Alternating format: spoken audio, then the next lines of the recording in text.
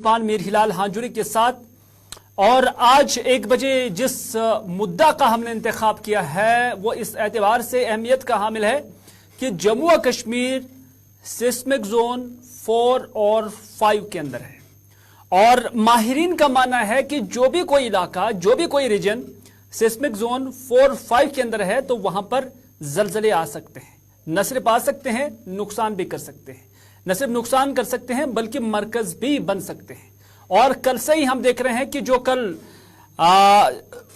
डोडा के अंदर, किश्तवाड़ के रीजन के अंदर जो एक एपिसेंटर बना था जलजले का 5.6 मैग्नीट्यूड का, तो उससे किसी हद तक नुकसान भी हुआ है।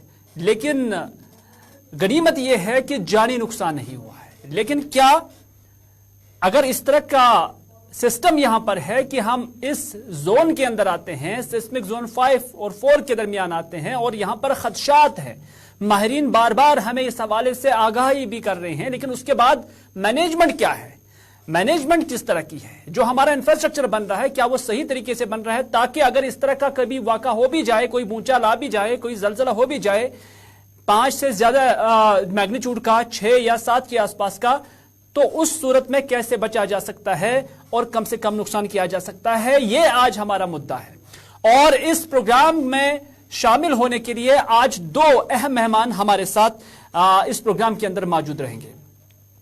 पहले प्रोफेसर GM भट्ट, जो कि एक एस जियोलॉजिस्ट है जम्मू कश्मीर के, जम्मू यूनिवर्सिटी के अंदर जियोलॉजी के जो डिपार्टमेंट शोबे जियोलॉजी है उसके हेड भी रह चुके हैं।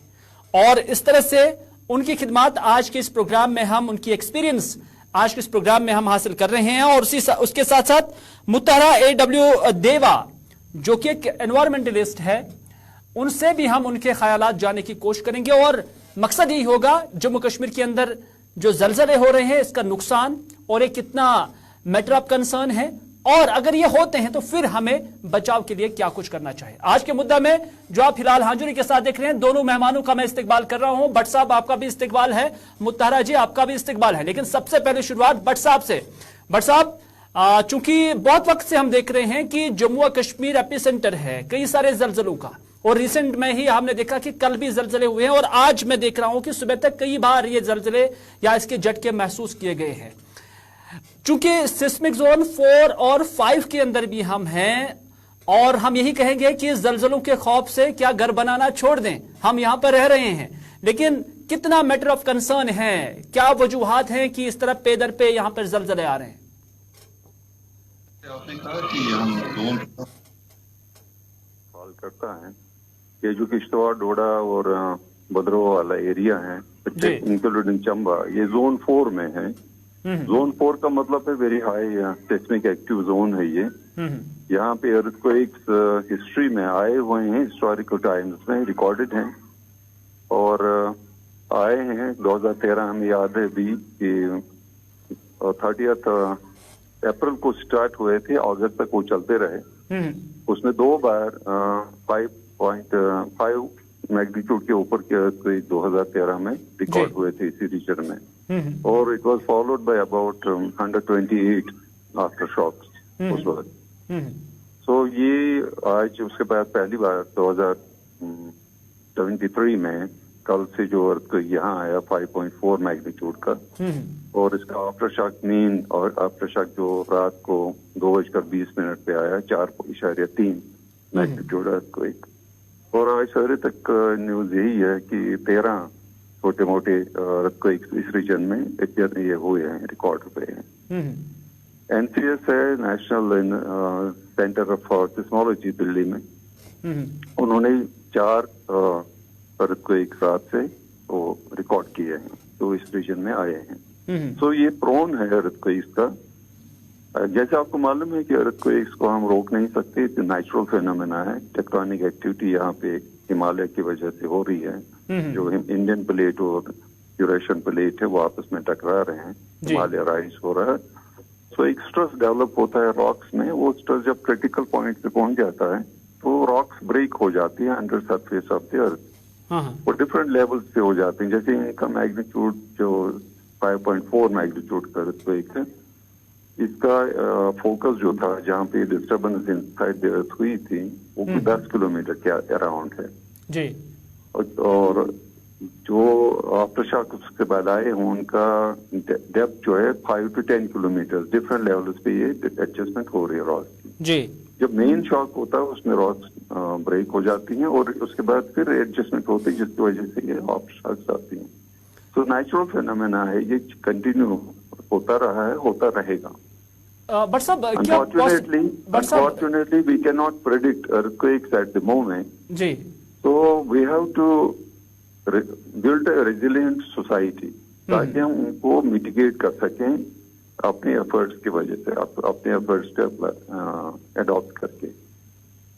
लेकिन भट्ट साहब क्या, चूंकि आप कहते हैं कि हम प्रेडिक्ट नहीं कर सकते हैं, लेकिन क्या जिस तरह से हम देख रहे हैं साइंस भी काफी डेवलप हुआ है, काफी एडवांस हो चुका है, लेकिन क्या ये पॉसिबिलिटी है कि ये अंदाजा लगाया जा सके कि किस ईयर के अंदर आ सकता है? अगरचे भले ही आप एक मुत्तफिक टाइम पे और जो उसका मैग्नीट्यूड क्या होगा वो नहीं बता सकते हैं, लेकिन क्या ये अंदाजा लगाया जा सकता है किस साल के अंदर आ सकता है, छोटा आ सकता है, बड़ा आ सकता है? इस तरह का कोई प्रेडिक्शन की जा सकती है या कोई फोरकास्ट इस हवाले से किया जा सकता है? देखिए, एक थंब रूल है सिस्मोलॉजी में, ये जो है return period of the great earthquakes in region. एक रीजन में बड़े अर्थक्वेक्स एक मुद्दत के बाद आ जाते हैं, लेकिन उसके लिए आपके पास होना चाहिए पास्ट रिकॉर्ड। पास्ट में क्या हुआ है इस रीजन में? जैसे हमारे यहाँ ये अभी तक जो रिकॉर्डेड है लार्जेस्ट अर्थक्वेक जो हुआ है 1555 में 8 मैग्नीट्यूड के आसपास ये अर्थक्वेक हुआ है, जिसका एपिसेंटर कहीं प्रॉपरली लोकेटेड नहीं है लेकिन पीर पंजाब रेंज में जी कहीं पर हुआ था। तो उसके बाद आज तक 8 मैग्नीट्यूड का अर्थक्वेक कभी आया नहीं। इस रीजन के लिए या हिमालय के लिए 2 तरह के return period of great earthquakes हैं। एक तो 500 साल का है, 500 साल के बाद एक्सपेक्टेड है कि इन रीजन्स में ऐसे ही अर्थक्वेक 8 या 8 के आसपास अर्थक्वेक आएंगे। सेंट्रल हिमालय में वो पीरियड है 1000 साल के अंदर अंदर मैग्नीट्यूड के अर्थक्वेक्स आएंगे। ये फोरकास्ट है, इसका प्रेडिक्शन नहीं किया जाता कब होगा, कौन से ईयर में होगा। लेकिन अगर हमने इसको प्रोजेक्ट करना है फ्यूचर के लिए, उसके लिए लॉन्ग टर्म हमारे पास बैक का पिछले सालों का रिकॉर्ड होना चाहिए, जो कि हमारे जम्मू एंड कश्मीर में नहीं है।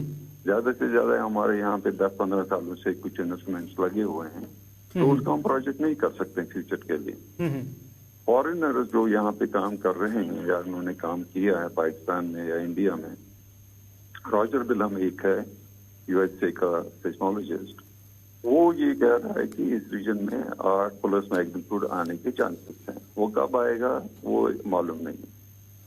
वो फोरकास्ट कर रहा है कि मे बी नेक्स्ट 50 ईयर्स के अंदर अंदर कभी आएगा, तो अल्लाह जानता है, लेकिन चांसेस हैं आने के, क्योंकि हमारे स्ट्रेस डेवलप हो रहा है रॉक्स में हमारे रीजन में, जो कश्मीर है या पाकिस्तान का पार्ट है, हमारा हिमाचल है, ये बेल्ट एक है, इसमें सिस्मिक एक्टिविटी कम हो रही है लार्ज स्केल अर्थक्वेक्स के। जैसे ये डोडा डिस्ट्रिक्ट या ओल्ड डोडा डिस्ट्रिक्ट, जिसमें ये तीनों डिस्ट्रिक्ट आ जाते हैं, इसमें रामबन है, किश्तवाड़ है, डोडा है, इसमें 1950 से लेकर 1951 से लेकर आज के दिन तक 25 मैग्नीट्यूड 5+ अर्थक्वेक्स आ चुके हैं।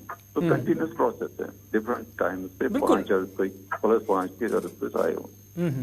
होपफुली ये कंटिन्यू होता रहेगा, चलता रहेगा। बिल्कुल बट साहब, तो एक बार फोरकास्ट कर सकते हैं, ऐसे पॉसिबिलिटी है, ये नहीं कह सकते कब आएगा, वी कैन नॉट से। लेकिन अगर आप देखेंगे पिछले सालों से 2013 जी 6-7 साल के बाद अभी तो 2023 में 2013 से 20 से 10 साल में तो अब ये फिर रिपीट होने लगे हैं। अगर हम 1951 से लेके आज तक का ये डाटा देखेंगे कब ये 5+ अर्थक्वेक इस रीजन में हुए हैं, ये 10-12-15 साल का गैप है बीच में, हर 5+ अर्थक्वेक का आने के चांसेस हैं। तो यही हम फोरकास्ट कर सकते हैं, शायद ऐसी पॉसिबिलिटी है कि ऐसे ही आते रहेंगे।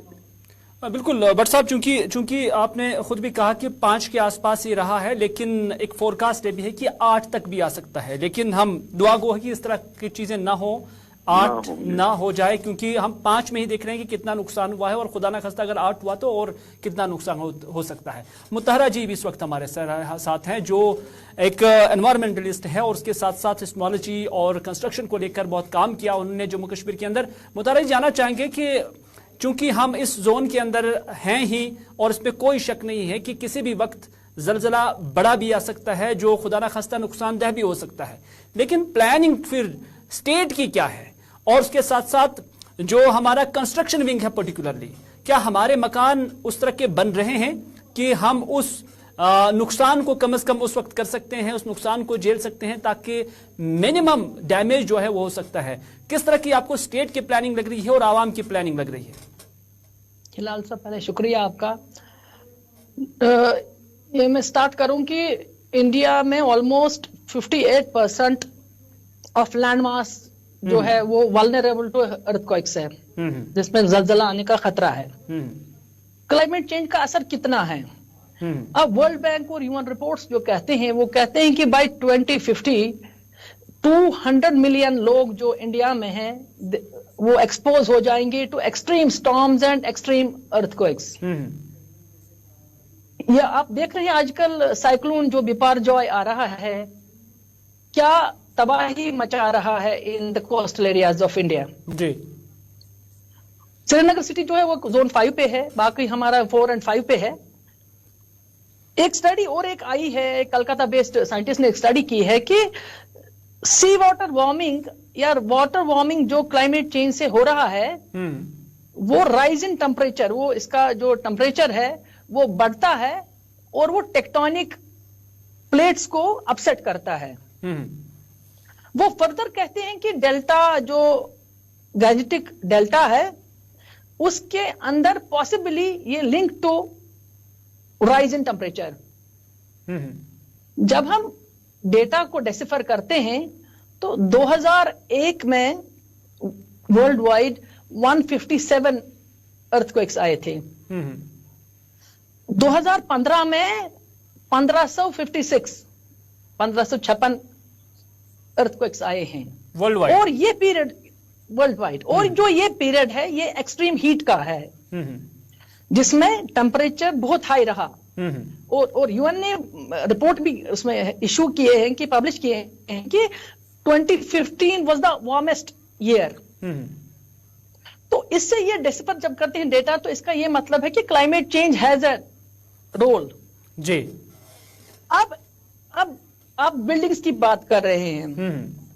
बिल्डिंग आईएस कोड्स बहुत है, गवर्नमेंट ऑफ इंडिया ने बहुत गाइडलाइंस इशू की है।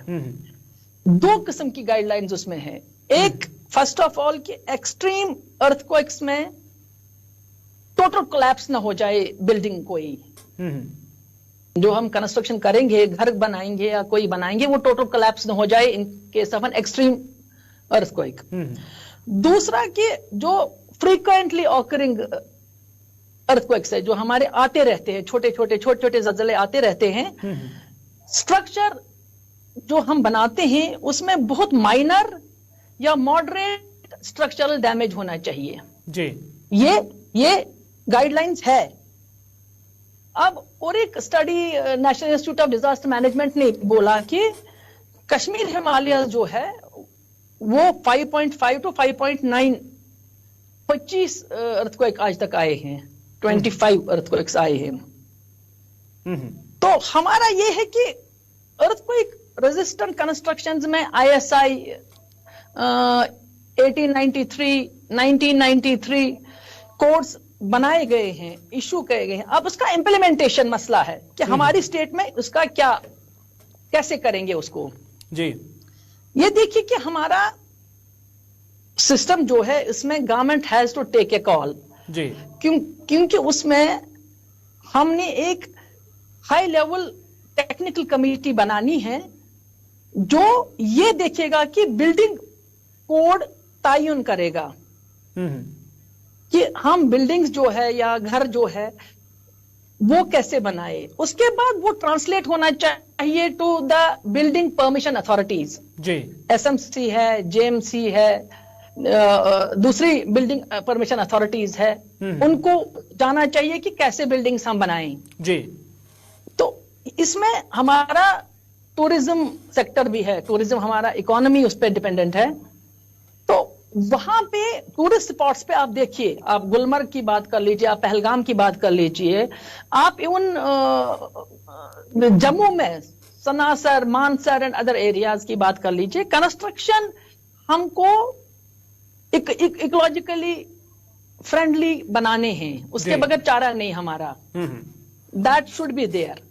बिल्कुल मैडम, हमने देखा है कि मुझे याद है साल 2008 में या 5 में जो जलजला आया हुआ था, और मुझे याद है कि उसके बाद एक एक्सरसाइज जम्मू कश्मीर सरकार की जानब से शुरू की गई थी, और उसके बाद अवेयरनेस और एक्सपर्ट्स को इस हवाले से मालूमात दी जा रही थी। लेकिन हम कश्मीर में कहते हैं नारवीज़े क्यूर खन, तो उसी वक्त हम एक्टिव भी हो जाते हैं। लेकिन जहां तक आपने एनवायरमेंट का इम्पैक्ट आपने कहा कि इस जलजले या इसकी शिद्दत पर जो इसका मैग्नीट्यूड रहता है उस पर आपका कहना है कि इम्पैक्ट है। भट्ट साहब भी हमारे साथ है। भट्ट साहब, क्या आप भी समझते हैं कि एनवायरमेंट का जो इम्पैक्ट है, असर है इस जलजलों पर, अर्थक्वेक पर, और इससे ये एग्रीवेट हो सकता है, एनहांस हो सकता है? देखिए, ऐसे अभी तक कोई वो नहीं है, हार्डकोर रिसर्च हुई है जिसपे हम ये कह सकते हैं कि हैं स्पेकुलेशंस हैं, कुछ पेपर छपे हुए हैं एनवायरनमेंट का है इसके ऊपर, डिगैसिंग हो जाती है, that is indicator of an earthquake. लेकिन इसका इम्पैक्ट उसके ऊपर हो वो अभी तक इतना एस्टेब्लिश्ड नहीं है जी। मेन जो है वो है टेक्टोनिक एक्टिविटी, जिसकी वजह से अर्थक्वेक्स आते हैं, प्लस एक अर्थक्वेक जो कि वी कैन से कि ये मैन मेड है, वो होता है रिजर्वर इंड्यूस्ड सेस्मिसिटी। जैसे हमारे स्टेट में भी बड़े बड़े डैम बने हैं, वाटर एम्पाउंडमेंट है, तो इस तरह के अर्थक्वेक्स उसकी वजह से आ सकते हैं। लेकिन अभी तक हमारे स्टेट में इस तरह का कोई अर्थक्वेक रिकॉर्डेड नहीं है जो कि रिजर्वर की वजह से आया है। इंडिया में कोयना अर्थक्वेक बहुत मशहूर है, 6.2 मैग्नीट्यूड का अर्थक्वेक आया है because of impounding of the water of that dam. तो बाकी वो एनवायरनमेंट का इतना कोई एस्टैब्लिश्ड फैक्ट नहीं है कि उसकी वजह से कोई इम्पैक्ट होता होगा इसमें। भट्ट साहब, सोशल मीडिया पर एक दोस्त हमें अभी लिख रहे हैं कि भट्ट साहब से ये पूछा जाए कि जो ये छोटी नवीयत के शॉक्स आते हैं, जोल्ट्स आते हैं, तो क्या इससे जो कोई बड़ा मैग्नीट्यूड का जलजला है या झटका है, क्या इससे इसकी शिद्दत कम हो सकती है? क्या ये पॉसिबिलिटी है कि जो छोटे छोटे झटके हैं कहीं ना कहीं ये जो कोई बड़ा झटका है उसको कम कर सकता है? क्या ये पॉसिबिलिटी है? इसकी दोनों पॉसिबिलिटीज हैं। जैसे इसमें हमारे किश्तवाड़ एरिया में या ओल्ड जो डोडा डिस्ट्रिक्ट है, ये चंबा तक इसका इम्पैक्ट रहता है। इसमें अर्थक्वेक 5 मैग्नीट्यूड प्लस 5 मैग्नीट्यूड के अर्थक्वेक आ रहे हैं, इससे स्ट्रेस रिलीज हो रहा है। लेकिन ये याद भी रखना चाहिए साइमल्टेनियस सराउंडिंग एरिया में ये स्ट्रेस डेवलप करता है। और जैसे 2005 वाला अर्थक्वेक जो है, 2005 वाला मुजफ्फराबाद अर्थक्वेक, उसने स्ट्रेस किया है पीर पंजाल की तरफ जो रॉक्स हैं। इसमें किश्तवाड़ या डोडा डिस्ट्रिक्ट में जो अर्थक्वेक आ रहे हैं यहाँ रिलीज हो रहा है, लेकिन ये पीर पंजाल की तरफ फिर स्ट्रेस बढ़ा रहा है। और किश्तवाड़ से लेकर या चंबा से लेकर ब्रॉड टर्म में कहेंगे मुजफ्फराबाद तक जो बेल्ट है हमारा 250 किलोमीटर का ये डिस्टेंस है, उसमें इस तरह की एक्टिविटी नहीं हो रही है, बट इसमें स्ट्रेस डेवलप हो रहा है।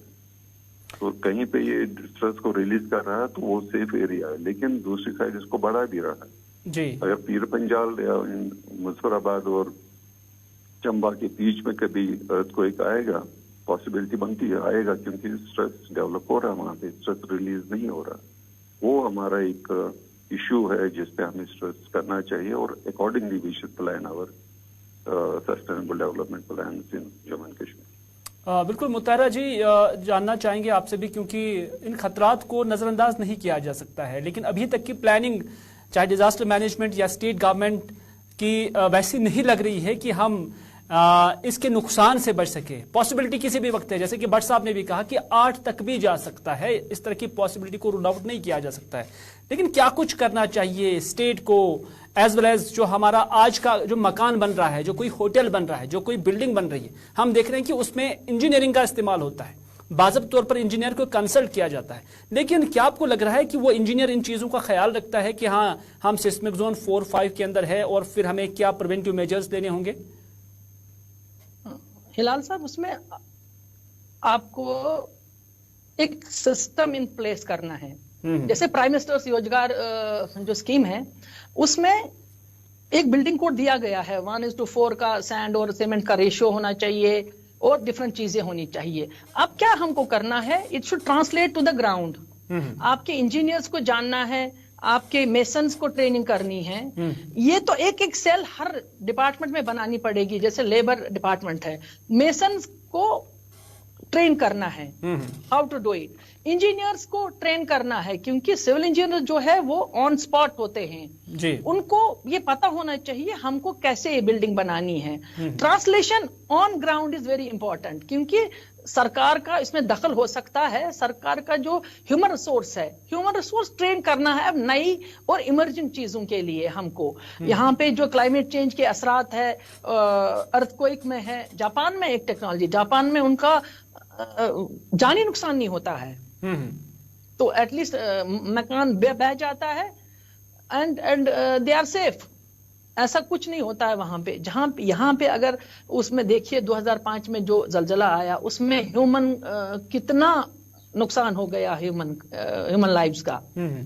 तो उसको बचाने के लिए हमको ट्रांसलेट करना है to the ground. All technicalities हमको जैसे housing and urban development department है, जेएमसी ये है, म्युनिसिपल कॉर्पोरेशंस है, हमारे म्युनिसिपल बॉडीज है, हमको एक ट्रेन्ड मैन पावर इस्तेमाल करना है, ट्रेन करना है, so that they translated to the ground. जब वो हो जाएगा तो फिर हमारा इम्प्लीमेंटेशन प्रोसेस कंप्लीट हो जाएगा। बिल्कुल बट साहब ये है मुख्तसरन, चूंकि वक्त जो है बड़ी तेजी से चला जा रहा है। बट साहब आखिर में 2 सवाल मुख्तसरन उसका जवाब चाहिए। क्या आपको लग रहा है कि इंफ्रास्ट्रक्चर हमारा वैसे डेवलप हो रहा है जिसकी आप भी खुद महसूस कर रहे हैं कि जरूरत है कि किस तरह का इंफ्रास्ट्रक्चर यहाँ पे डेवलप होना चाहिए जो समहाउ प्रोटेक्टिव होगा और उसमें लेस डैमेज होगा, कम मिनिमम डैमेज होगा, नंबर 1। नंबर 2, जम्मू के मुकाबले में कश्मीर की जो शंकराचार्य की पहाड़ियां हैं, हमने सुना है, ज्यादा पढ़ा नहीं मैंने, लेकिन सुना है कि ये ज्यादा अर्थक्वेक प्रोन एरिया है। तो क्या इस खबर में कोई दुरुस्तगी है और कोई वैलिडिटी है? जो ग्राउंड रियलिटी अगर जम्मू एंड कश्मीर में पूरे स्टेट में हम देखेंगे तो हम अर्थक्वेक रेजिस्टेंट बिल्डिंग नहीं बना रहे जी। जयपुर में शायद होगा, गवर्नमेंट बिल्डिंग बन रही होंगी शायद, लेकिन ऑन सरफेस ऐसा नहीं हो रहा जी। क्योंकि अगर आप देखेंगे 2005 वाला भी अर्थक्वेक जो आया तो गवर्नमेंट की बिल्डिंग जितने हॉस्पिटल थे, स्कूल थे, पुलिस स्टेशन थे, देवर ट्रेज ग्राउंड। जबकि ईस्टर्न जो कल्चर हमारा तजी दीवारी और Taq system, Islamabad very close to the epicentre of 2005 earthquake, वहां पे 3 स्टोरी बिल्डिंग खड़ी थी जो दजी दीवारी या उस पर बनी हुई थी।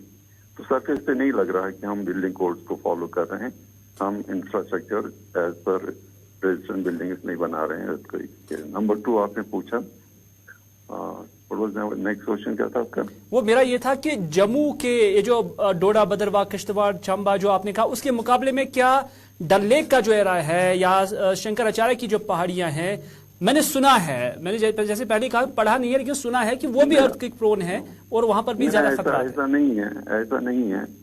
अगर आपको याद हो गया, सुना हो गया, पढ़ा होगा कहीं पे 1963 अर्थक्वेक और 1967 अर्थक्वेक, एक बडगाम में हुआ, एक अनंतनाग में हुआ, मैग्नीट्यूड 5+ था। ये 2 अर्थक्वेक, और उससे पहले 1885 में 6.2 मैग्नीट्यूड बारामूला।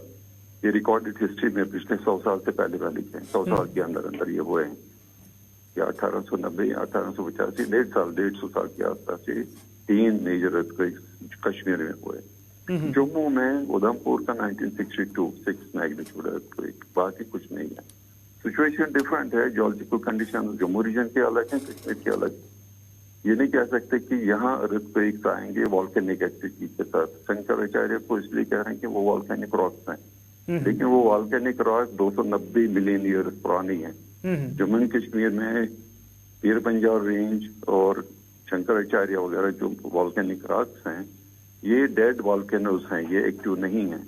तो यहाँ वॉल्केनिक की वजह से कोई एक्टिविटी नहीं होगी अर्थक्वेक की। अगर यहाँ एक्टिविटी होगी वो फॉल्ट एक्टिविटी होगी टेक्टोनिक एक्टिविटी की वजह से। यहाँ अर्थक्वेक आए हैं, आते रहेंगे और आ भी रहेंगे। आखिर पर जाना चाहूंगा बट साहब, सबसे खतरनाक एरिया जब हम देखते हैं तो जम्मू कश्मीर का कौन सा है जहां पर ज्यादा एक्टिविटी भी है या ज्यादा मैग्नीट्यूड के जलजले का भी जो है खदशा लायक है?